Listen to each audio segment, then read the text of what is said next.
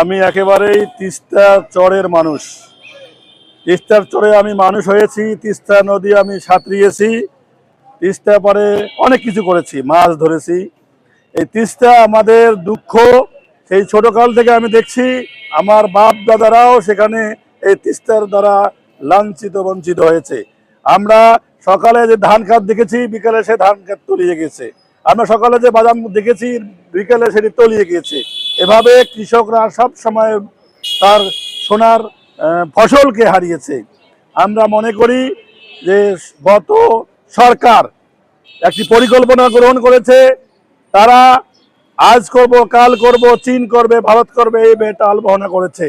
কিন্তু এখন তো আমরা সেটা দেখছি না। আমরা এখন দেখছি যে নিরপেক্ষ একটি সরকার, যারা চীন বোঝে না, ভারত বোঝে না, যারা নিরপেক্ষতা বজায় রাখতে চায়। সে কারণে এখনই একটি সুযোগ, এখনই একটি সময় বর্তমান সরকারের, যে রংপুরের আপামার জনতার যে দাবি তিস্তাকে বাঁচানোর, তিস্তা মহাপরিকল্পনা বাস্তবায়ন হলে এখানে কৃষক বাঁচবে, এখানে তেলে বাঁচবে, এখানে ব্যবসায়ী বাঁচবে, এখানে শিল্প কারখানা গঠিত হবে, এখানে অল্প শ্রমে শ্রমিকরা কাজ করতে পারবে, এখানে উদ্যোক্তারা তাদের ব্যবসা ভালো করতে পারবে। সে কারণে আমাদের দাবির সঙ্গে বিএনপি একত্রতা ঘোষণা করেছে, তারা কর্মসূচি দিয়েছে।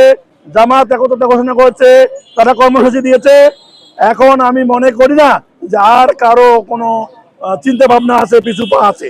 যেহেতু রংপুরের, উত্তরবঙ্গের আপামর জনতার দাবি তিস্তা মহাপরিকল্পনা বাস্তবায়ন করার, সেজন্য আমাদেরও দাবি এটি তাড়াতাড়ি বাস্তবায়ন করা হোক।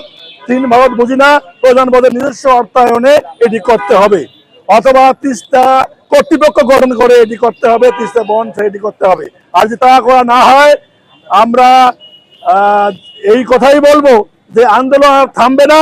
এই আন্দোলন তীব্র থেকে তীব্রতার হবে এবং তার দায়িত্ব সরকারকে বহন করতে হবে। ধন্যবাদ।